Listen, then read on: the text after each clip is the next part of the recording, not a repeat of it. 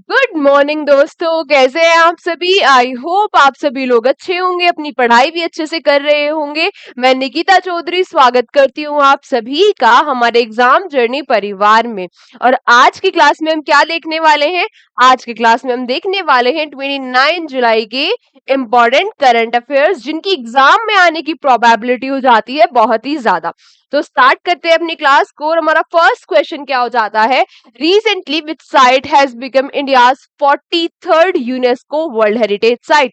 आपसे क्या पूछ रहा है? अभी कौन सी साइट इंडिया में यूनेस्को की 43rd वर्ल्ड हेरिटेज साइट बन गई है?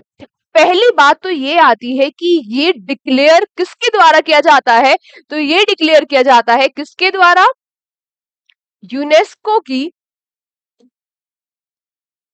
यूनेस्को की वर्ल्ड हेरिटेज कमेटी के द्वारा। वर्ल्ड हेरिटेज कमेटी के द्वारा। मैम ये नाम तो हमें सुना सुना लग रहा है। बड़ी अच्छी बात है अगर सुना सुना लग रहा है ना? क्योंकि इसके बारे में हम पहले भी पढ़ चुके हैं। पहले भी क्यों पढ़ चुके हैं? क्योंकि जो इसका 46 सेशन है, उसको कौन होस्ट कर रहा है? उसको होस्ट कर रहा है इंडिया। कहाँ पर? न्यू दिल्ली में। और न्यू दिल्ली में भी कहाँ पर? भारत मंडपम में। भारत मंडपम में। तो यहाँ पर हमने नॉमिनेशन किया था किसके लिए? मोइदम के लिए। किसके लिए? मोइदम के लिए। और फाइनली जो मोइदम है वो बन गया है इंडिया की 43rd UNESCO world heritage site. Question बहुत ही इंपॉर्टेंट हो जाता है। अब ये मोइदम है क्या, हमें ये भी पता होना चाहिए। तो ये मोइदम क्या है? ये असम की जो अहोम डायनेस्टी है उससे बिलोंग करता है। असम की अहोम डायनेस्टी से बिलोंग करता है। अहोम डायनेस्टी में ये क्या था? अरे अहोम डायनेस्टी में एक प्रकार की टीलेनुमा संरचना बनाई गई थी। किस लिए? जो अहोम डायनेस्टी के राजवंश है उनको दफनाने के लिए टीलेनुमा संरचना बनाई गई थी। अच्छा, इसके साथ साथ हमें ये भी याद रखना चाहिए, अब असम में तीन तीन यूनेस्को की वर्ल्ड हेरिटेज साइट हो चुकी है। यूनेस्को की तीन वर्ल्ड हेरिटेज साइट हो चुकी है। इन तीन में से एक कल्चरल है और दो नेचुरल है। यानी और ये जो जो कल्चरल है वो है मोइदाम। मोइदाम असम की फर्स्ट कल्चरल साइट है। मोइदाम असम की फर्स्ट कल्चरल साइट है। फर्स्ट कल्चरल साइट है। इसके अलावा दो नेचुरल है। इसके अलावा क्या है? दो नेचुरल है। मैम फटाफट वो भी बता ही दो कि दो नेचुरल कौन सी है ना? तो दो नेचुरल कौन सी हो जाती है? Kaziranga national park. National park. और दूसरी क्या हो जाती है? मानस वाइल्ड लाइफ सेंचुरी। मानस वाइल्ड लाइफ सेंचुरी। ठीक है, इतनी चीजें क्लियर है। अच्छा, यहाँ पर एक चीज और फटाफट हम देख लेते हैं। अब कितनी साइट हो गई है? 43rd। इन 43rd में से 35 तो हमारे पास अब कल्चरल है ना? 7 नेचुरल है और एक हो जाती है मिक्स्ड। देखो यहाँ से क्वेश्चन जरूर जरूर जरूर पूछा जाएगा। ये क्वेश्चन बहुत ही इंपॉर्टेंट हो जाता है। मोइदम तो आपको पता ही होना चाहिए। उसके साथ साथ और कुछ बेसिक इंफॉर्मेशन जो इस क्वेश्चन से रिलेटेड है वो भी आप लोगों को पता होनी चाहिए। तो एक क्या है? मिक्स्ड, यानी कि कल्चरल और नेचुरल वो दोनों है। ये कौन सी हो जाती है? कंचनजंगा। कंचनजंगा।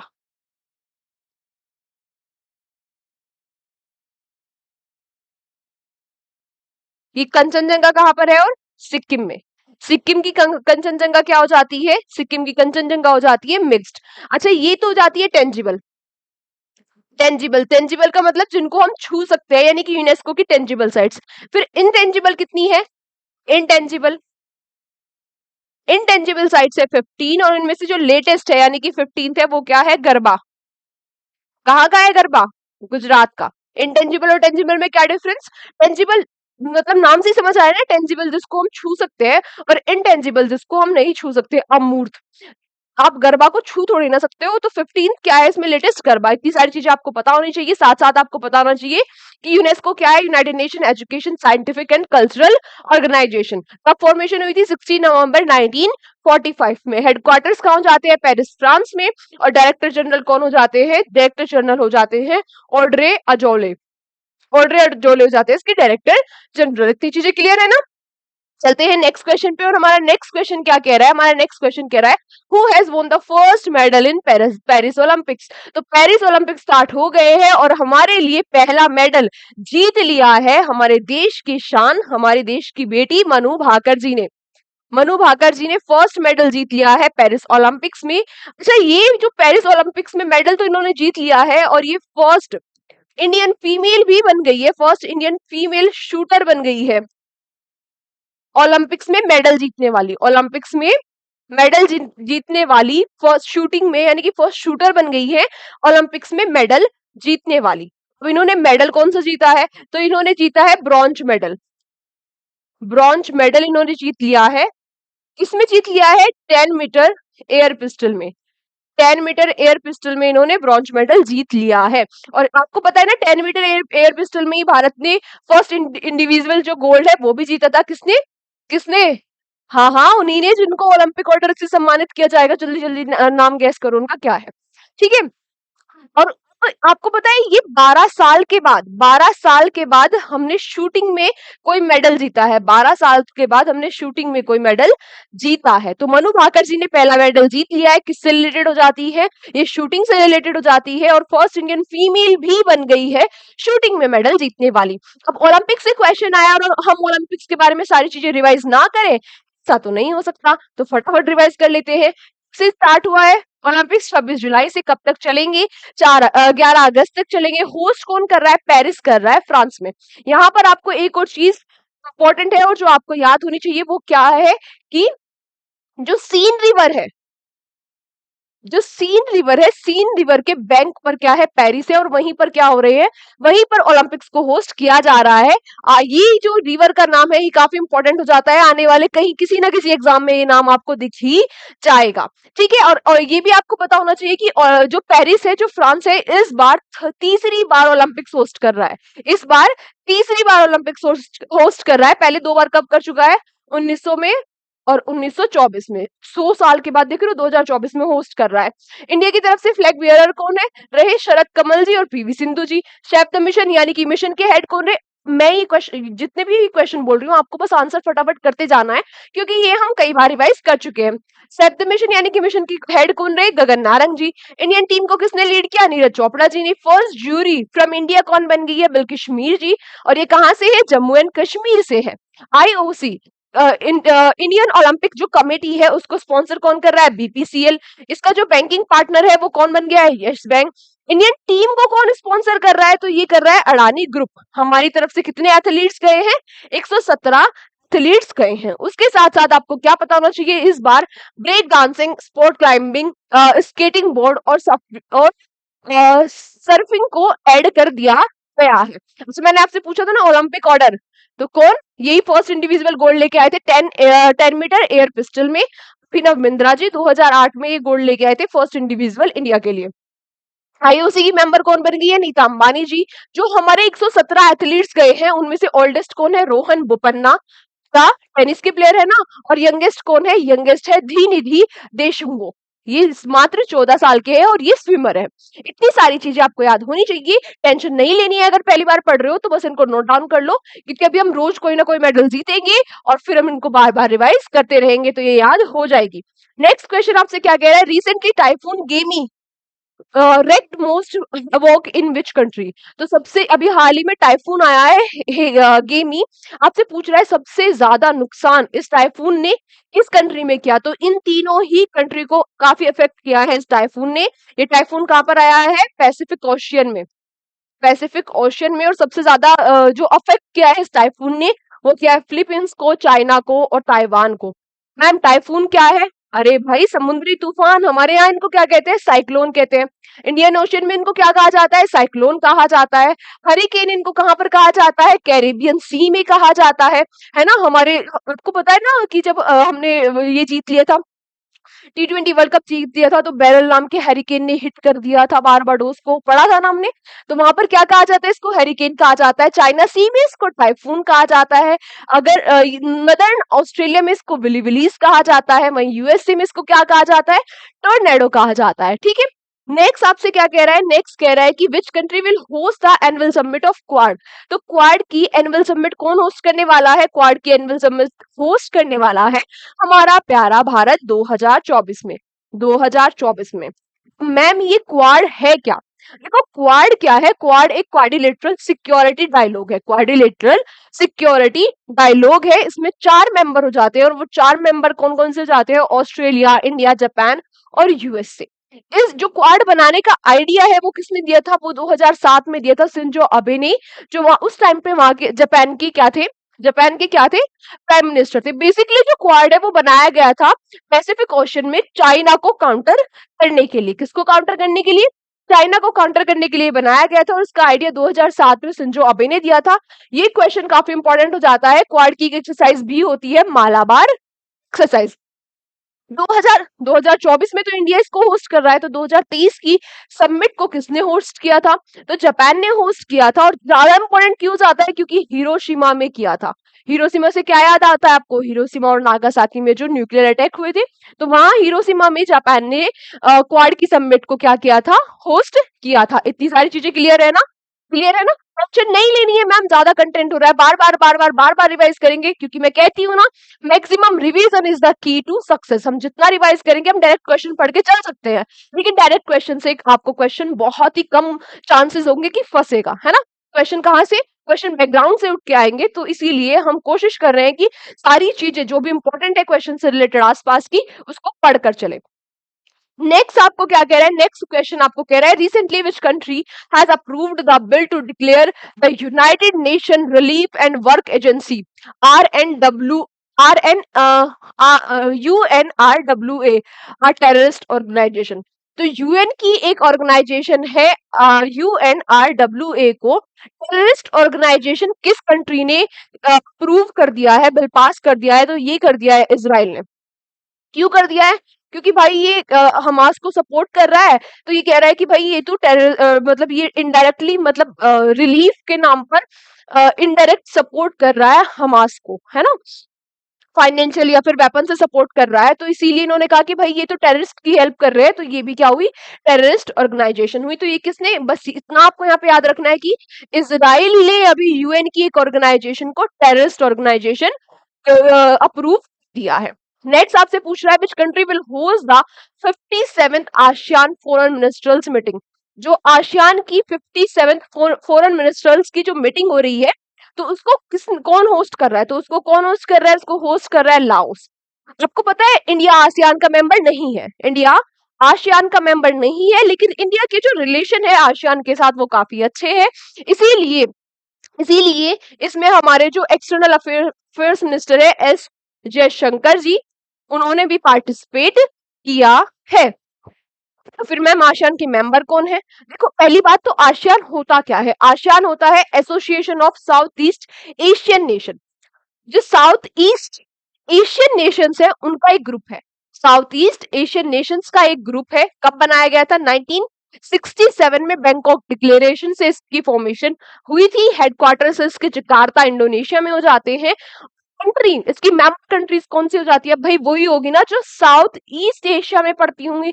कौन कौन सी, Brunei, Cambodia, Indonesia, Laos, Maldives, Myanmar, Philippines, Singapore, Thailand और वियतनाम।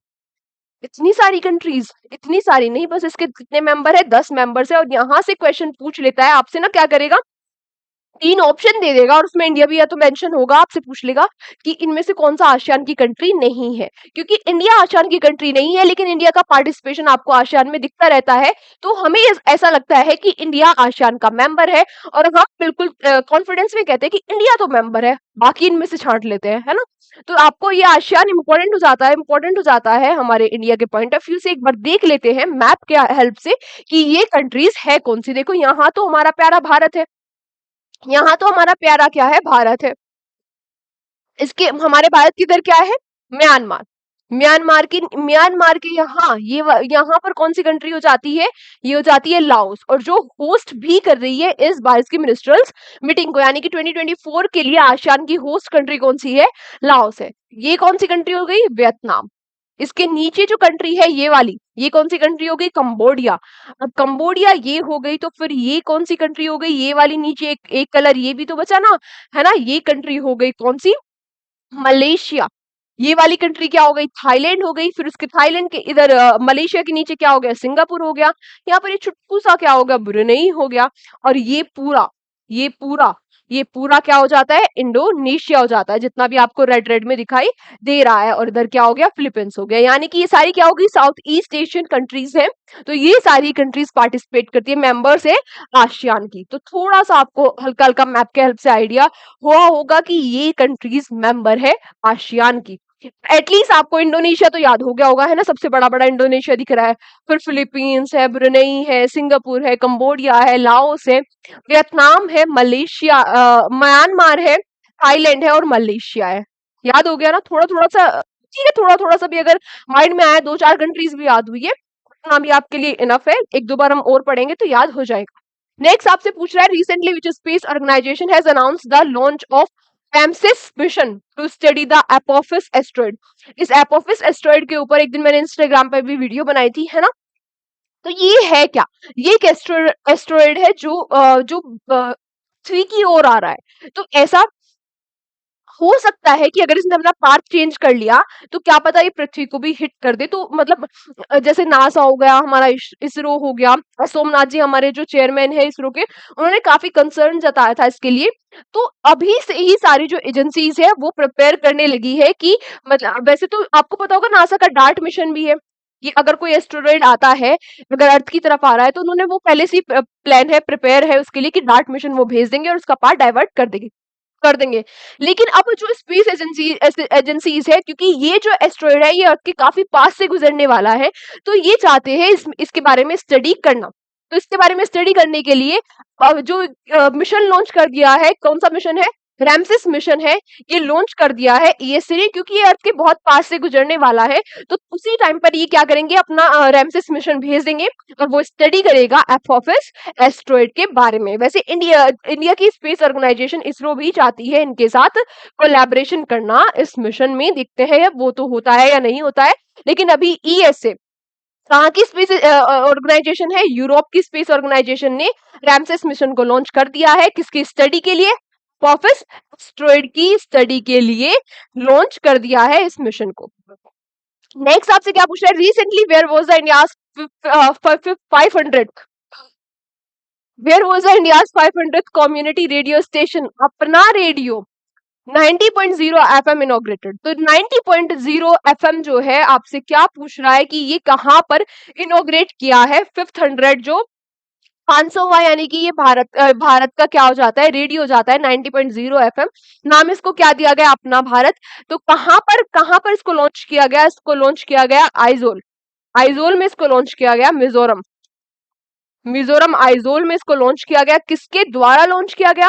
अच्छा बता दो कि हमारे इंफॉर्मेशन एंड ब्रॉडकास्टिंग जो मिनिस्टर है वो कौन हो जाते हैं? उनके द्वारा इसको लॉन्च किया गया। इंफॉर्मेशन एंड ब्रॉडकास्टिंग मिनिस्टर के द्वारा इनको लॉन्च किया गया। और वो मिनिस्टर कौन हो जाते हैं हमारे? वो मिनिस्टर हो जाते हैं कौन? अश्विनी वैष्णव जी। बिल्कुल सही बात, अश्विनी वैष्णव जी ने इसको लॉन्च किया है। आज के लिए आपका क्वेश्चन फॉर यू क्या होने वाला है? क्वेश्चन फॉर यू, और सभी बच्चे आंसर किया करो क्वेश्चन फॉर यू का। क्वेश्चन फॉर यू क्या होने वाला है आपके लिए? यू क्वेश्चन फॉर यू होने वाला है अश्विनी वैष्णव जी के पास। और कौन सी मिनिस्ट्री है? बहुत ही इजी क्वेश्चन मैंने आपसे पूछा है। और कौन सी मिनिस्ट्री है उसका आंसर आज आप लोग मुझे कहाँ करेंगे? कमेंट बॉक्स में आप इसका आंसर करने वाले हैं। अब यहाँ पे क्या याद रखना है कि मिजोरम आइजोल में अभी क्या लॉन्च कर दिया है? 500वां रेडियो स्टेशन, जिसका नाम है अपना रेडियो 90.0 एफएम। नेक्स्ट आपसे क्या पूछ रहा है? Recently India's first integrated agree export service has launched from which port. तो इंडिया की जो एग्रीकल्चर का एक्सपोर्ट है उसको बढ़ावा देने के लिए ये एग्री एक्सपोर्ट सर्विस लॉन्च की गई है। इस एयरपोर्ट से? जवाहरलाल नेहरू एयरपोर्ट से। और ये एयरपोर्ट कहां पर हो जाता है? मुंबई में। मुंबई महाराष्ट्र में। मुंबई महाराष्ट्र में ये पोर्ट हो जाता है। अच्छा, मोंगला पोर्ट से आपको कुछ याद आ रहा है? कल परसों की क्लास में हमने पढ़ा था क्या? बांग्लादेश, याद आ रहा है ना? बांग्लादेश का ये पोर्ट है और इसको अब जो हमारी इंडियन गवर्नमेंट है, ये इस पे क्या करेगी, उस पोर्ट के राइट्स किसके पास आ गए हैं? हमारी इंडियन गवर्नमेंट के पास आ गए हैं। यानी कि उस पे कितना सारा जो इम्पोर्ट एक्सपोर्ट वहां से जाएगा, यानी कि वो सारी चीजें कौन हैंडल करने वाला है? वो हैंडल करने वाली है हमारी भारत गवर्नमेंट। अच्छा, दर ए सलाम पोर्ट, इससे भी कुछ याद आ रहा है? नहीं मैम, ये तो बहुत दिन पहले पढ़ा था। कैसी बातें कर दी आपने, इतने दिन की बात को याद रखते हैं?